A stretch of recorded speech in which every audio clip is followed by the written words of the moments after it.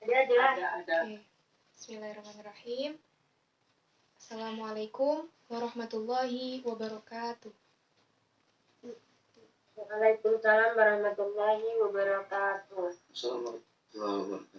Alhamdulillahirrabbilalamin. Assalatu wassalamu ala asrofil anbiya'i wal mursalin wa ala alihi wa sahbihi ajma'in. Amma ba'du.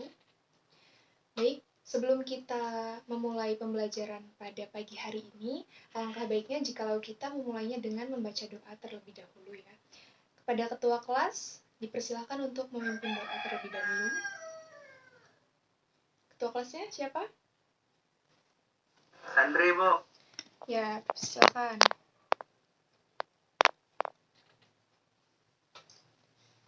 Mari bersama-sama kita membaca doa. Biridhoillah wa li syafaati Rasulillah. Fatihah. Amin. Amin. Silakan, Bu. Baik, terima kasih. Hari ini merupakan pertemuan pertama kita di mata pelajaran Al-Quran Hadis ya. Sebelumnya Ibu mau memperkenalkan diri terlebih dahulu. Perkenalkan, nama Ibu Syarifah Nadia. Ibu berasal dari Universitas Islam Negeri Raden Intan Lampung. Untuk biodata Ibu, apakah ada yang ingin ditanyakan? Udah menikah belum? Belum.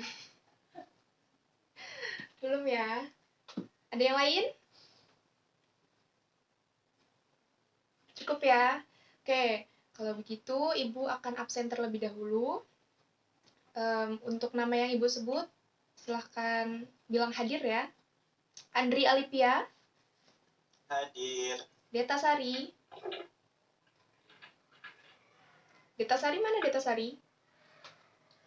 Kamar mandi, Bu. Oh, yaudah. Inka Indah Sunatra.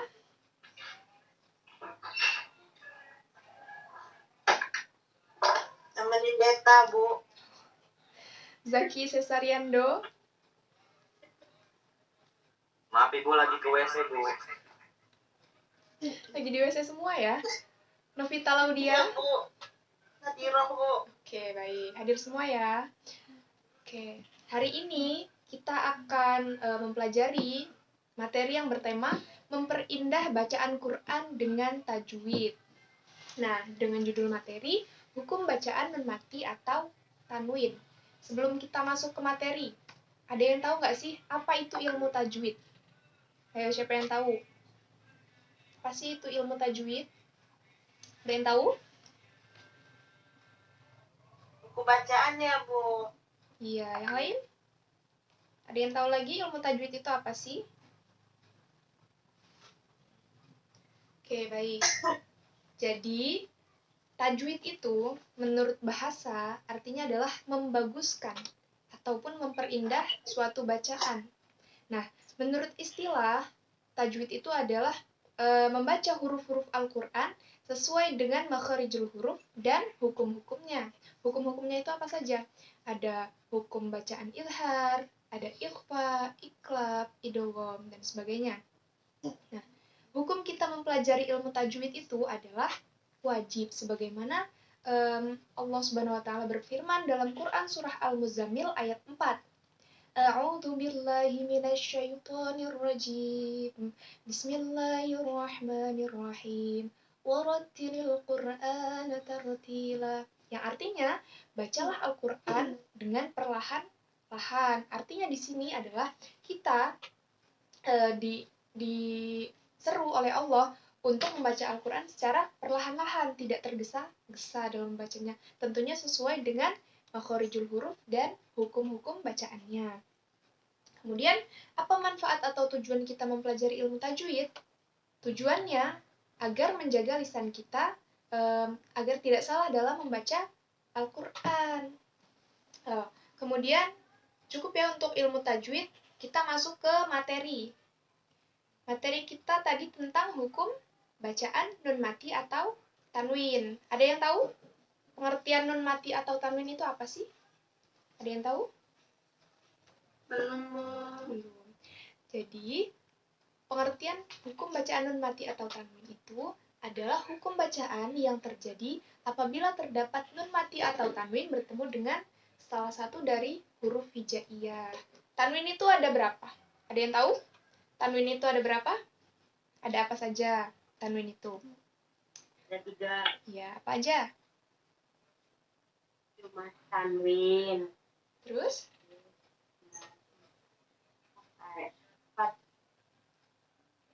Itulah, Bu. Tanwin.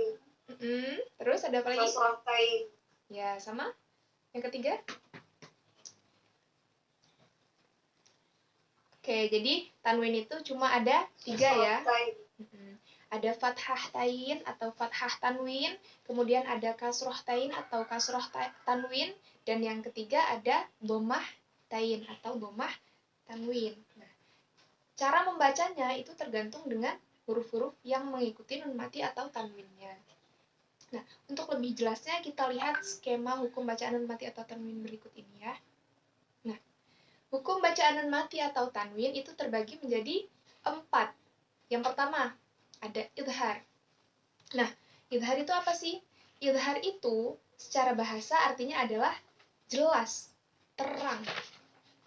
Ketika ada huruf nun mati atau tanwin bertemu dengan huruf idhar, maka dibacanya jelas. Huruf idhar itu ada 6. Ada alif, ha, ain, ha, ghin, dan kha. Nah, untuk lebih jelasnya kita lihat contoh di bawahnya. An'amta, nun mati bertemu dengan huruf ain. Itu dibaca idhar, jelas. Nun matinya dibaca ya. An'amta. Oke. Selanjutnya kita masuk ke hukum bacaan idgham. Nah, idgham itu artinya adalah memasukkan. Idgham itu terbagi menjadi 2. Ada idgham bigunnah dan ada idgham bila gunnah. Yang pertama ada idgham bigunnah dulu. Idgham bigunnah itu artinya adalah memasukkan dengan dengung. Nah, memasukkan dengan dengung. Hurufnya itu ada 4. Ada huruf ya, nun, mim, dan wawu. Nah, bisa dilihat contohnya. Famay ya'mal. Nun mati bertemu dengan ya. Itu dengan dengung bacanya ya. Famay ya'mal. Kemudian selanjutnya ada idgham bila gunnah.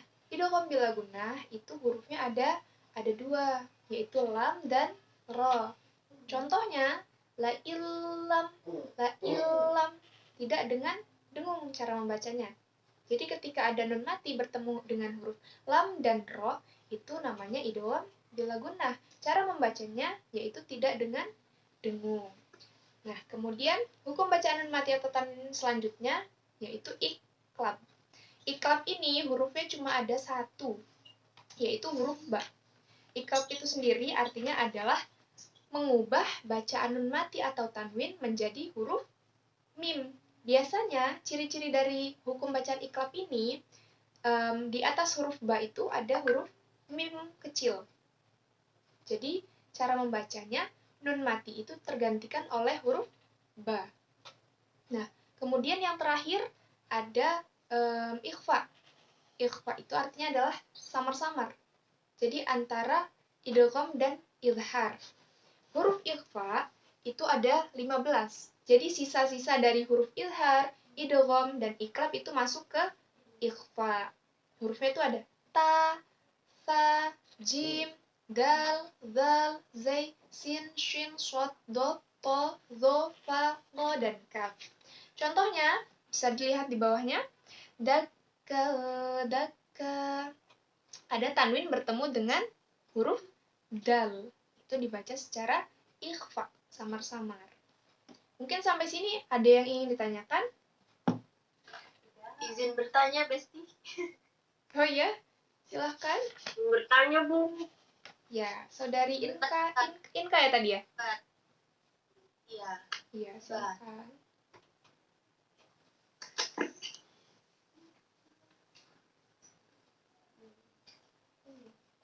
Nah, izin bertanya ya. Kenapa ada suatu bacaan yang seharusnya dibaca idgham tapi malah dibaca izhar? Coba jelaskan. Oke.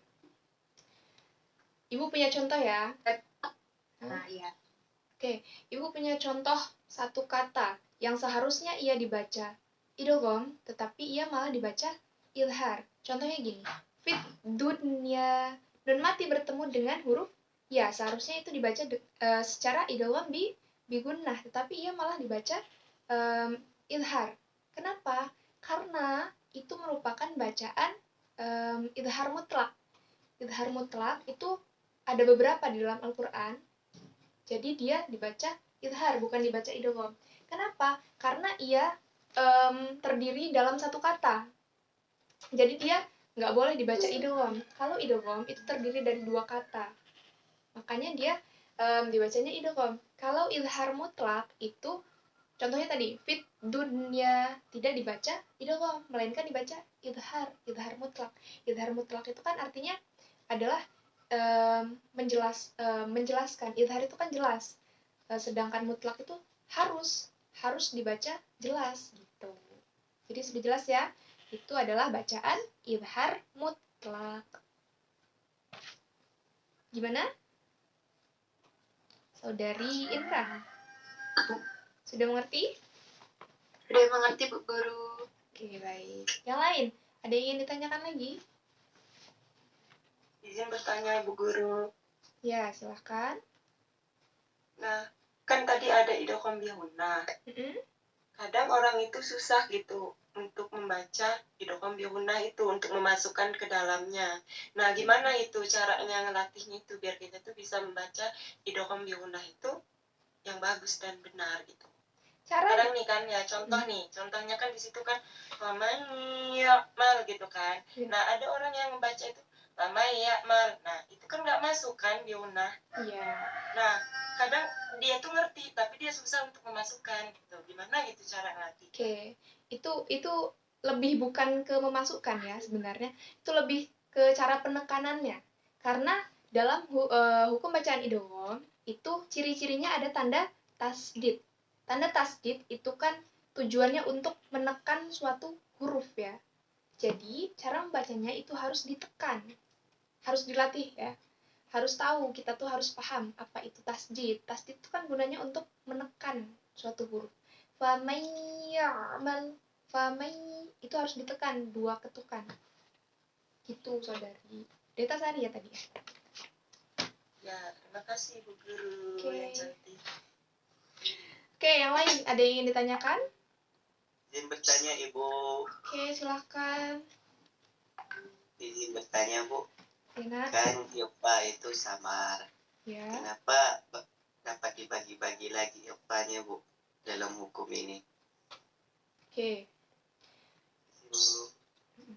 Sebenarnya kita mempelajari tentang dasar-dasarnya dulu ya, tentang hukum bacaan mati. Tapi Andri ini udah tingkat ini, tinggi. Jadi udah menjalar-jalar. Oke, jadi ikhfa itu memang artinya adalah samar-samar. Tetapi tingkat kesamarannya itu nanti pasti dibagi-bagi lagi. Jadi tingkat kesamaran ikhfa itu dibagi menjadi 3. Yang pertama ada ikhfa akrob atau ikhfa kubro. Jadi kubro itu kan artinya besar. Berarti dia tingkat kesamarannya adalah paling besar. Hurufnya itu ada 3. Ada huruf ta, to, dan dal. Nah, kemudian yang kedua ada ikhfa abad atau ikhfa sugro. Sugro kan artinya kecil. Jadi tingkat kesamarannya itu rendah atau kecil. Nah, kemudian yang ketiga ada ikhfa ausat. Ikhfa ausat itu yang tingkat kesamarannya berada di tengah-tengah. Jadi dia antara kubro dan sugro. Nah, kalau yang ikhfa abad tadi hurufnya ada 2. Ada huruf kaf dan ada huruf lof. Kemudian yang ikhfa ausat itu terdiri dari selain dari huruf ikhfa kubro dan ikhfa sugro. Jadi dia selain huruf ta, to, dal, dan kaf, of. Itu merupakan huruf ikhfa ausat. Kalau ditanya kenapa tingkat kesamarannya dibagi-bagi lagi, itu memang hukum bacaan dari sananya sudah dibagi menjadi seperti itu. Tuh. Gimana saudara Andri Alifia? Terima kasih, Bu. Ya baik, sama-sama. Sampai sini sudah paham semua ya terkait hukum bacaan nun mati atau tanwin. Kalau sudah paham, kalau sudah paham, Ibu punya, sebentar. Aduh. Tidak bisa. Sebentar.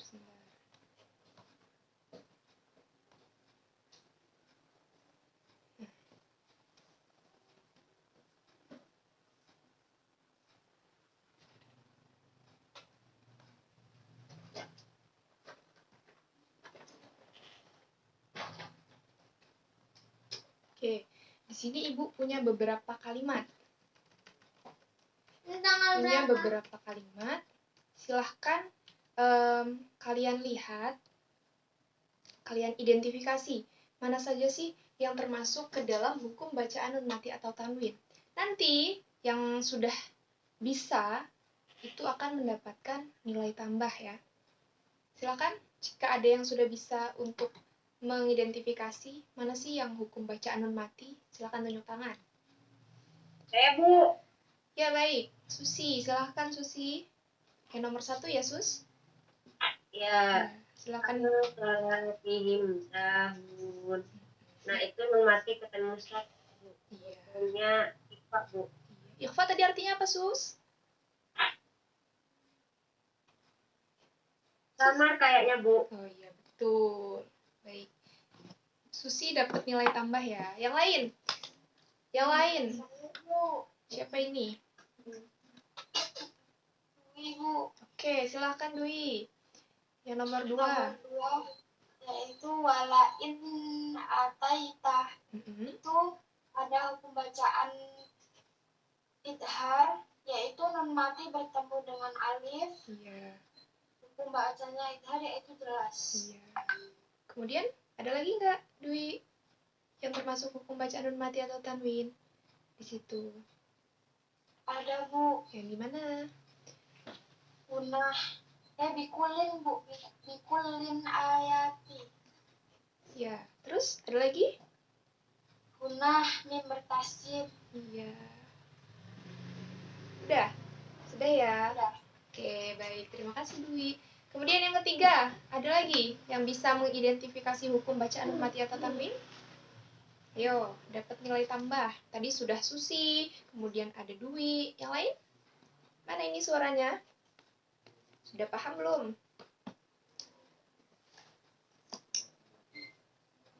Ayo yang lain, mana suaranya? Andri mungkin? Zaki?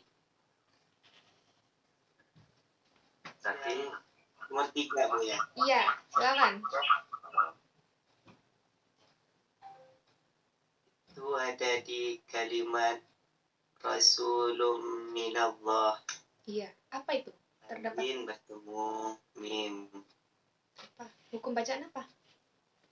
Hah? Namanya? Hukum biunah Bu. Oke, betul. Ada lagi nggak di situ? Yang termasuk hukum bacaan nun mati? Misalnya kecil Bu, bentar. Oh, tidak terlihat ya? Ada Bu. Nggak ada. Ada Di itu. kalimat Mm-mm. terakhir Bu. Iya, apa itu? Suhufan mutahharah. Iya. Ada apa bertemu apa? Biunah Bu. Ada apa bertemu apa? Tanwin bertemu mim. Betul. Kemudian yang keempat, ada yang bisa identifikasi nggak? Mana lagi yang termasuk hukum bacaan nun mati atau tanwin? Ayo. Yang laki-laki, mana suaranya yang laki-laki? Zaki?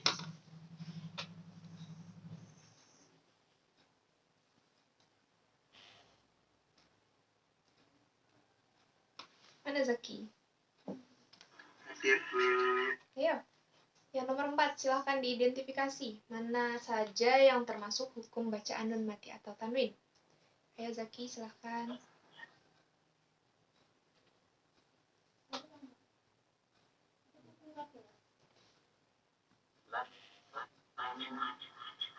Lan nu'mina. Iya, apa itu? Min mati bertemu nur. Ada om biunah. Iya. Kemudian, apa lagi? Ajarat sang fa. Iya. tanwin bertemu dengan salah satu huruf ikhfa, itu fa. Iya.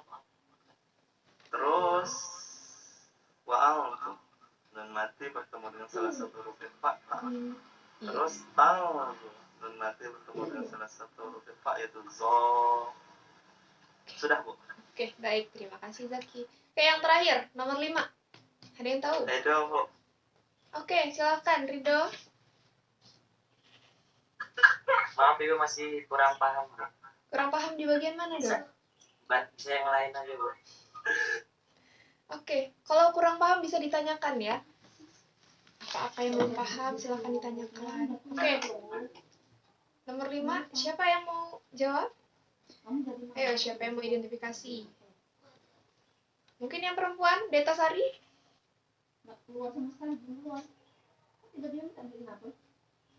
Ayo, Deta Sari. Ayo, Ada? Deta. Deta mana, Deta? Tidur, Bu. Aduh, tidur. Jangan tidur ya kalau masih Kantin, pelajaran. Bu. Oh, kantin. Oke. Pak Izin, Bu. Siapa? Pak Izin. Oke, silakan. Pak Izin. Ayo, Pak Izin.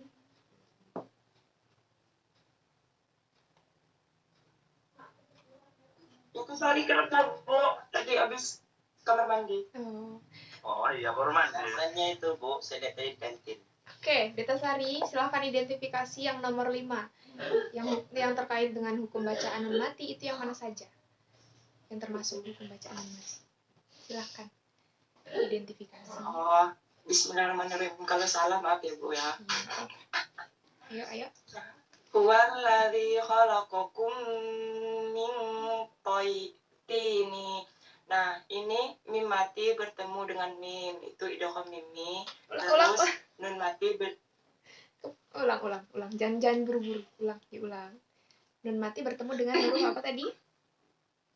mim mati bertemu dengan mim. Itu idgham mimi. Sebentar, Deta. Nun mati bertemu dengan to, itu ikhfa. Iya, betul. Tapi yang pertama tadi,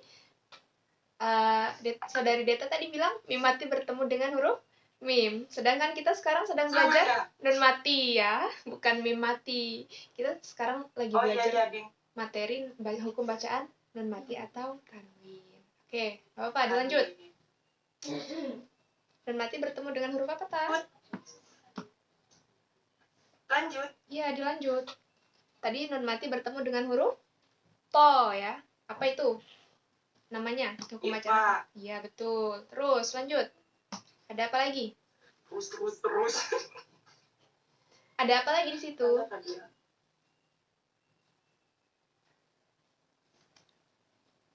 Ada nun mati bertemu dengan ta, itu ikhfa. Ini antum. Saya nyebutin yang ini hukum-hukumnya aja, Bu. Iya. Iya, betul. Kan memang disuruhnya identifikasi hukum bacaan. Selain itu ada lagi nggak? Ada lagi nggak yang termasuk hukum bacaan nun mati atau tanwin? Ada, Bu. Ada. Yang mana, Zaki?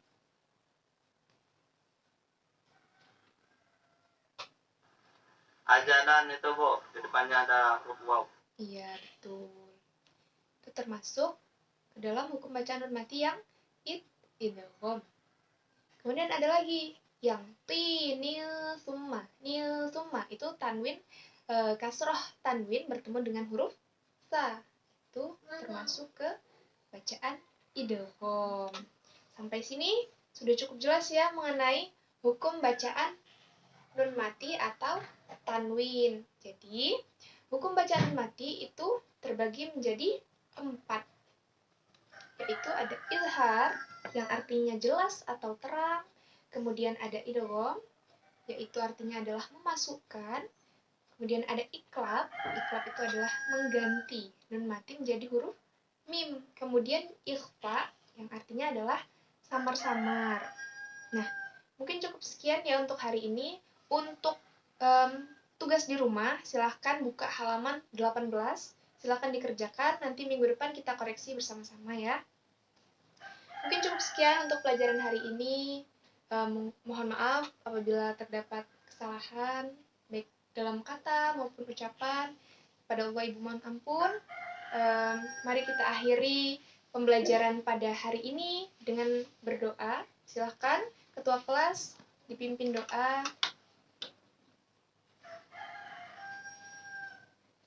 Doa mulai. Amin. Baik, cukup untuk hari ini. Terima kasih atas partisipasinya. Wabillahi taufiq wal hidayah. Wassalamualaikum warahmatullahi wabarakatuh. Waalaikumsalam. Waalaikumsalam warahmatullahi wabarakatuh.